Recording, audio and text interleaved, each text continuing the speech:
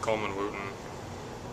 Coleman, team had a great homestand here with Yeah. wins over Simon Fraser and Western Washington. Your thoughts on last week? Yeah, we needed those 2 games. We kind of had a tough 3-game skid there of losing a few, so it was good to get back to kind of being us, the team we were on that 7-game win streak there. So that was really good for us. Had a little harder week of practice than we had, over the past month or so, which was good for us. Kind of knocked us back on the course. So we're excited to keep that momentum going. You talked about you being us, and Coach Leap has used that phrase as well. What is that? What are you doing well when you say during the 7-game win streak and last week in the 2-game streak? Yeah, I think just a lot of it is just a lot of the little things. Talking, just paying extra attention to all the little details in the scout. Just moving the ball, sharing it with everybody, playing together, and just having fun with it. Kind of over our 2 3-game losing streaks this year that have kind of been split up between those two. We've just kind of lost the joy of it, kind of had that sucked out of us, gotten a little too down on ourselves, so just got to do a better job of staying even-keeled and just keep doing the right things and just understanding that, you're always going to do the right thing in the games, and sometimes, someone's going to make a tough shot or something's not going to go your way. You just got to keep hammering those things home. You must be a difficult team for opponents to scout. With such a balanced attack, I'm yeah. not sure how they pick who they want to stop because Yeah. so many people can beat you. What is that like on a night where anyone on the Falcons could have a big night? Yeah, that's great. I mean, it takes a lot of pressure off just everybody. Like, I remember you can look back at my sophomore year when it was a little different than that. I think we had 3 dudes account for about 70% of our scoring. That's just a lot of pressure every night, and it just frees everybody up. I mean, we got so many guys. Like, you can just go down the list of dudes that have played in the game this year. They've scored in double figures. So I mean, the 8 dudes that are really playing our rotation right now, like, everybody's a threat. So I honestly don't know what a scout looks like. Kind of thought about that before because it's really unique. It's special. It's fun to be a part of. So, and everybody's so willing to share the ball and just kind of feed the hot hand. So Thursday's home winner of Simon Fraser. The team was shorthanded for the first majority of the game. You played with just 7 players. Yeah. That's not possible though without your versatility. Yeah. Coach loves the fact you can play a lot of different positions. Yeah. Do you like? Would you prefer to have a certain slot in there, or do you like the fact that you can move around? Honestly, I hate coming out of the game, so I like it. I mean, play a variety of positions. It gives me a couple more minutes here and there, and I'm happy to just do whatever it takes to win. So, typically, I want to be on the court with that, and if I'm not, I'm all for it too if someone else is playing well, because we have a lot of other versatile pieces too. Sam's a 5 that can shoot it.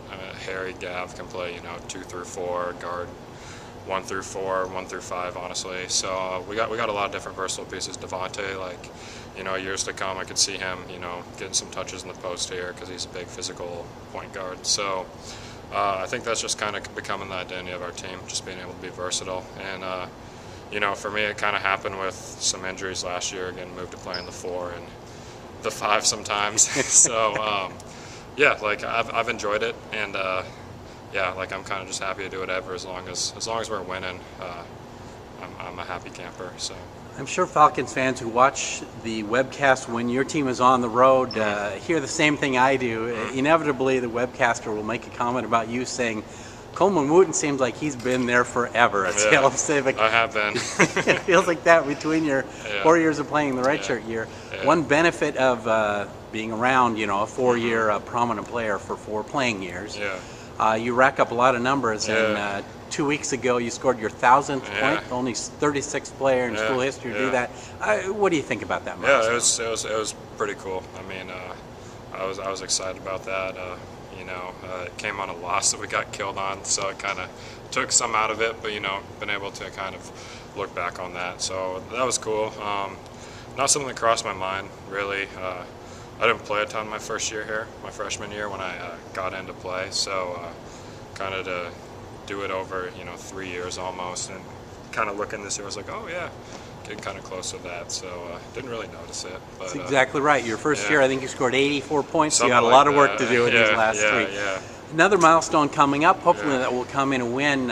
You need 7 more rebounds to become the 14th Falcon to grab 600 in a career. That's yeah. a big number. Rebounding really is something you seem to pride yourself on. Is that accurate? Yeah, yeah. It's, I mean, you know, for me, I've never been like the tallest dude out there. And, I mean, I was a little more athletic than I am now in high school. It's kind of when I peaked for that. But, you know, being out here, not the most athletic dude, just kind of, you know, relied on, you know, getting good position and, you know, timing the ball up. But yeah, it's something I've always prided myself on. I think I'll give my dad credit for that because, you know, growing up, he was always, like, I used to, like, not be, I was just a very raw basketball player. Like, I'd have games where I would go, like, 0 for 11 or whatever, shooting the ball and have, like, 15 boards in middle school. So that was kind of just what I always, like, starting off, like, kind of sucked at everything else. So that's kind of what I hung my hat on there. And that is one thing that really stands out in your game, regardless of what you've done scoring-wise or other things. You play hard, and that really shows up on the glass. Has that always been part of your game? Yeah, work ethic like that? I mean, the ball's not going in. Sometimes just find other ways to impact the game. Whether it's, you know, find an open guy if you know it's just not your shot's not going in that night. You know, just get into spots where you can find open people, rebounding, just whatever it is, guarding. Your matchup, just there's so many different things you can do to impact the game, if they show up on the stat sheet or not. And so, you know, sometimes the ball doesn't go in, and that just can't be your only identity. So, just, you know, finding a variety of ways to kind of try to impact the game there. Well, we should know that when you do get those 7 rebounds, you only 8 other players in SPU history have scored 1,000 points and had 600 rebounds. Those kind of things maybe don't mean as much to you now, but do you think after your career is over here at SPU, those are the kind of things you're going to look back and maybe with the awe that we do, the fans do? Or how do you think you'll do? Yeah, for sure. I mean, I try not to, you know, get too wrapped up in it now, but, you know, I'm sure if I ever, when I got my kids or grandkids, it'll be something, you know, cool to tell them. And, you know, who knows, like, yeah, like just with the history of the program too. I mean, it's cool to be able to be tied in with that, you know, with the tradition that SPU has with basketball. So it's definitely neat, definitely, you know, proud and honored to be able to, you know, do something like that. This weekend, the Seattle weather turned a little unique. We got quite a bit of snow here, and interesting, maybe that's preparing you for what you're going to face this week.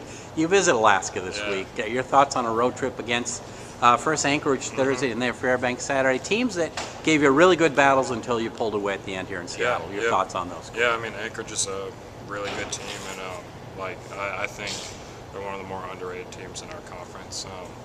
They're just good. They play really hard. Coach Osborne does a great job up there. He's a really good coach. So yeah, it'll be important. They're one game behind us in the standings, and we kind of got them pretty good in the first half here. Like, you know, it was up 20 plus, and so they're going to come out hungry. That's not, you know, that wasn't their best shot. That's not the team they are. So we got to be sharp because they're a good team. Yeah, I mean, they were a top team in our league. So, and then Fairbanks, same thing. I mean, just kind of find, you know, they might not have had as much success. I always think, like, you know, with them and Concordia, those two teams just play hard, you know. All their games are close. So, yeah, it's going to be 2 battles, and it's going to be dark all the time and cold, so we'll have to adjust to that. That's a difficult road trip, and yet SPU has had good success on that, sweeping that trip 6 of the last 7 years. Is there something you can point out? Why have the Falcons been so successful up there? I definitely would put an emphasis on it, just, you know, getting mentally prepared to go up there, and I think that's a big thing. But yeah, I can't really think of one thing. I mean, it's just kind of just keeping the consistent focus, you know, with everything we do. So yeah, just kind of doing the same thing and being willing to execute the game plan. You know, our coaches do a great job on the scout, so just being willing to apply that. And yeah, I think there's just a little extra focus, you know, going up there, especially when you go play in that big arena. So great. Well, Coleman, thanks so much for your time. Appreciate it, and congratulations on your performance today and last week, and good luck up in Alaska. Yeah, cool. Appreciate it.